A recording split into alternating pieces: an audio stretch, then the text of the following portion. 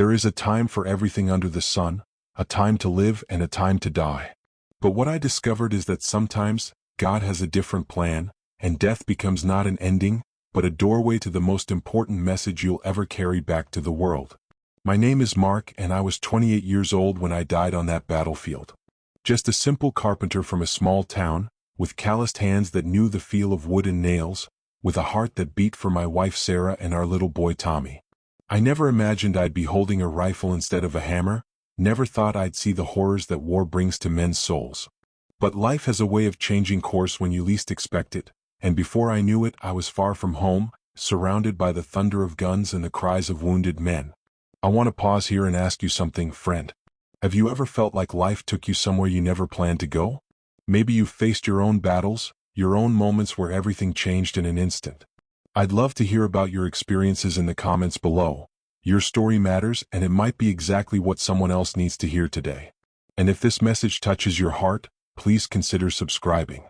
There are more stories of hope and healing to share, and I believe God brings us together for a reason. The morning it happened, I remember kneeling in the mud, trying to fix a broken piece of equipment, my hands shaking not from the cold but from fear.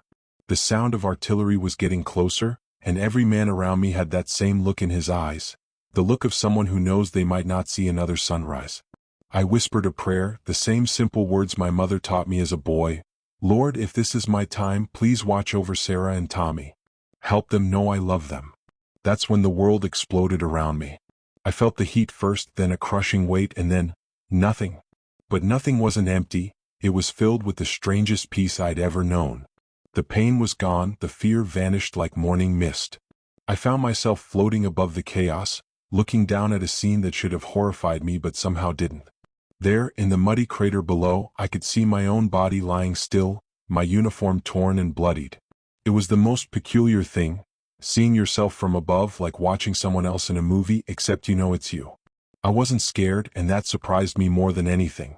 I should have been terrified, should have been fighting to get back to my body, but instead I felt this incredible lightness, like all the weight I'd been carrying my whole life had just lifted off my shoulders. I could see the other soldiers running for cover, could hear their shouts growing distant, but it all seemed so far away now, like echoes from another world. I remember thinking, so this is what dying feels like, not like an ending but like finally being free to breathe. The strangest part was how clear everything became in that moment. All those worries that had kept me awake at night, about money, about whether I was good enough, about what people thought of me, none of it mattered anymore. Looking down at my broken body, I felt nothing but gratitude for the life I'd lived, for Sarah's laugh, for Tommy's little hands in mine, for every sunrise I'd watched while drinking coffee on our front porch. Death wasn't the enemy I'd feared, it was like walking through a door I never knew was there. Then something began to call to me, not with words but with a pull so gentle and irresistible, like being drawn home after a long hard journey. I turned away from the battlefield below and saw it, a tunnel of the most beautiful light I'd ever seen. It wasn't harsh like the sun or artificial like electric bulbs, but warm and welcoming, like golden honey mixed with starlight. The light seemed alive somehow, pulsing with love and invitation, and I knew without a doubt that this was where I was meant to go. As I moved toward the light, I felt myself being drawn forward not by force, but by the most incredible sense of belonging I'd ever experienced. It was like being a child again, running toward your mother's arms after scraping your knee, knowing that everything would be okay once you reached her embrace. The tunnel wrapped around me, and I could feel layers of earthly worry and pain just melting away with each step. My fears about the war, my guilt over things I'd said and done wrong, even my sadness about leaving Sarah and Tommy, it all began to lift like fog burning off in the morning sun.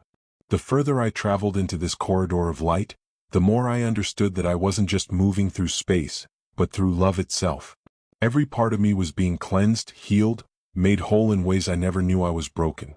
I could feel the rough edges of my heart being smoothed, the bitter places being filled with sweetness, the dark corners being illuminated with understanding. It was like God Himself was preparing me for something so beautiful that my human mind needed to be expanded just to contain it. And then, at the end of the tunnel, I saw Him. Even now, months later, I struggle to find words that could possibly describe what I witnessed. Jesus stood there waiting for me, but He wasn't like any painting or statue I'd ever seen in church. His presence filled everything. The light, the air, the very fabric of existence seemed to pulse with his being.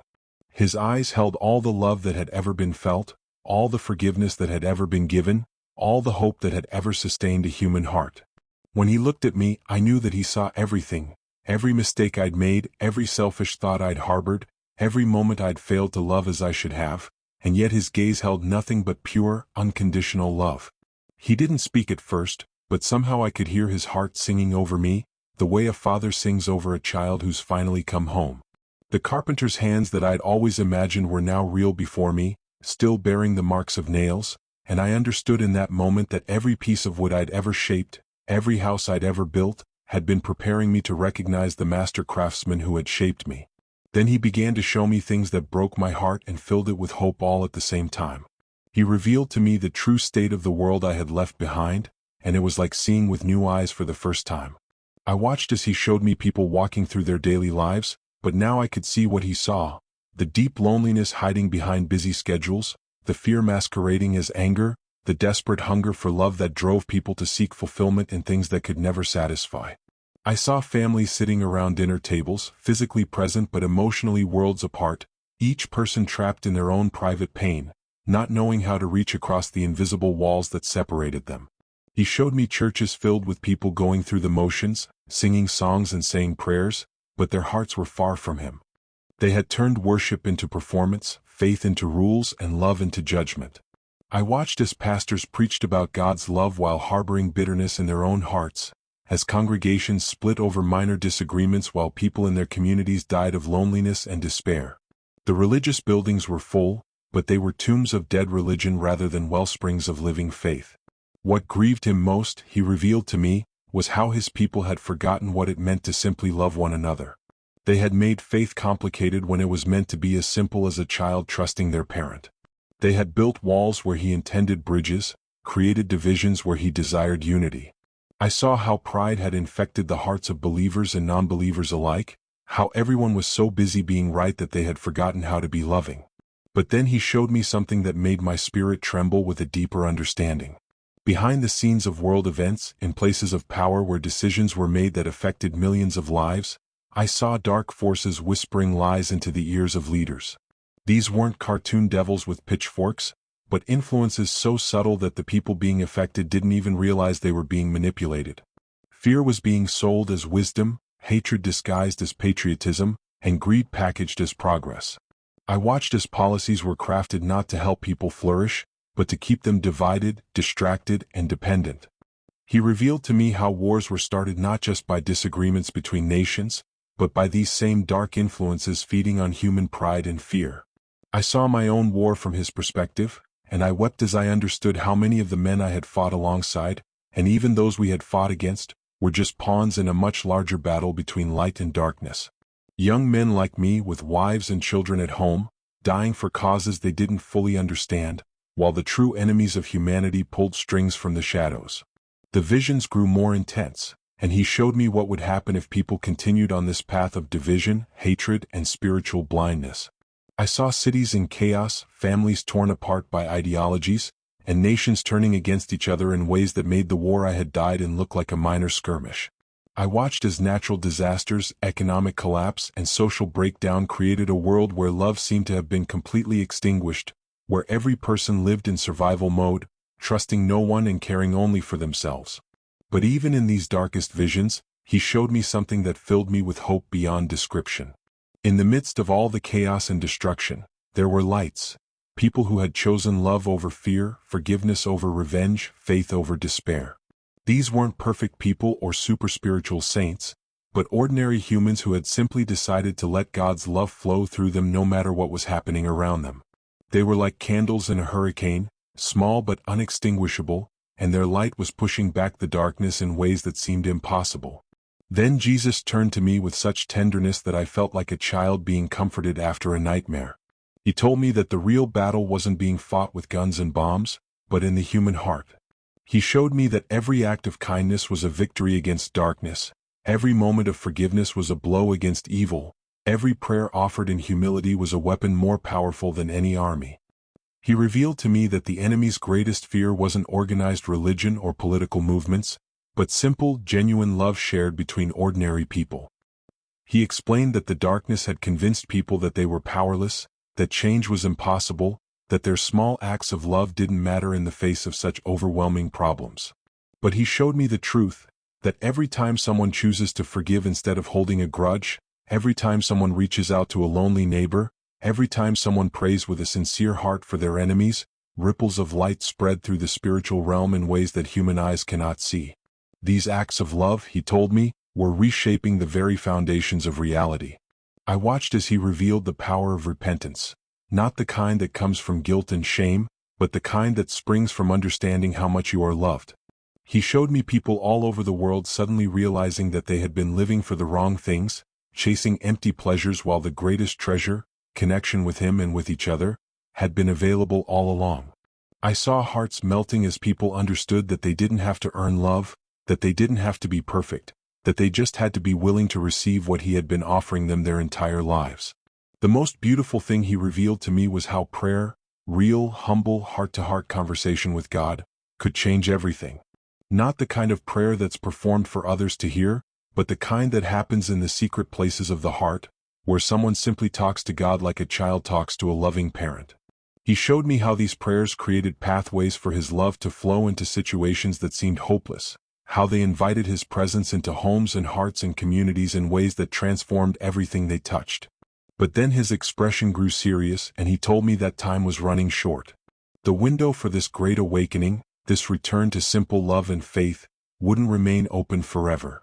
People were becoming so hardened, so distracted, so convinced that they could solve their problems without him, that soon many hearts would be closed entirely to his voice.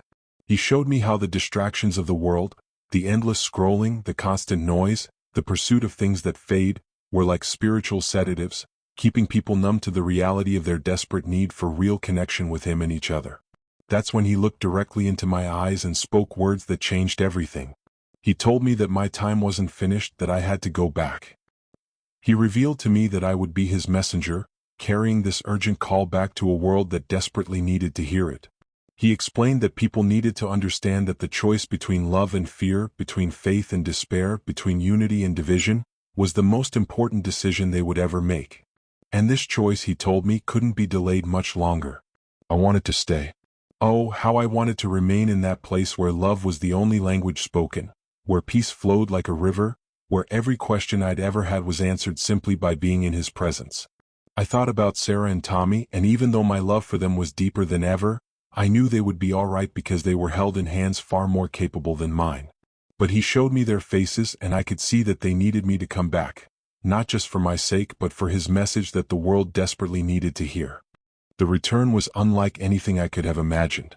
One moment I was standing in the presence of perfect love, and the next I felt myself being pulled back through that tunnel of light, but this time in reverse. It was like being squeezed through a narrow passage, compressed back into the limitations of flesh and bone. The weight of my physical body felt crushing after the freedom I had experienced, like putting on a coat made of lead after floating weightless in warm water. The first sensation was pain, not just physical pain from my wounds, but the emotional pain of being separated from that perfect love, like a child being taken from their mother's arms. I could hear the distant sounds of the battlefield again, growing louder as I was pulled back into the world of violence and fear. My eyes opened to see a medic working frantically over me, his face streaked with mud and sweat, his hands shaking as he tried to stop the bleeding. He looked up at me with absolute shock and whispered something I couldn't quite understand, his voice filled with disbelief. "You were gone?" he kept saying over and over. "You were gone for almost 10 minutes. There was no pulse, no breathing. You were gone." But I was back, and burning inside me was a message that felt like fire in my bones. I knew with absolute certainty that I had been sent back for a purpose, that every breath I took from that moment forward was a gift meant to be used to share what I had seen and learned. The weeks of recovery that followed were the hardest of my life, not because of the physical healing, though that was difficult enough, but because I was living with one foot in this world and one foot still in that place of perfect love. Every day felt like I was homesick for a home I could barely describe. But gradually, I began to understand that the love I had experienced wasn't meant to be kept as a beautiful memory. It was meant to be shared, lived out, and given away to everyone I met. When I finally made it home to Sarah and Tommy, I was a different man than the one who had left for war. They could see it in my eyes, hear it in my voice. The fear that had driven so many of my decisions was gone, replaced by an unshakable peace that came from knowing how the story ends. I found myself loving them not with the desperate, grasping love of someone afraid of loss, but with the free, generous love of someone who understands that love itself is eternal and cannot be destroyed by anything this world can throw at it. Now I spend my days trying to live out the message he gave me to carry back. I look for opportunities to show kindness to strangers, to forgive those who have wronged me, to pray for people who seem unreachable. I've learned that the most powerful thing any of us can do is simply choose love when everything around us is choosing fear, to choose hope when despair seems more reasonable, to choose faith when doubt appears more logical. The world needs this message now more than ever, friend. We don't have to wait for someone else to start the healing. It begins with each of us, in our own hearts, in our own homes, in our own communities. Every day we get to choose whether we'll add to the darkness or be part of the light. And if my story has touched something in your heart today, I want to invite you to subscribe to this channel. There are more stories of hope to share, more testimonies of God's love breaking through in impossible situations. Together we can be part of the light that pushes back the darkness, one heart at a time.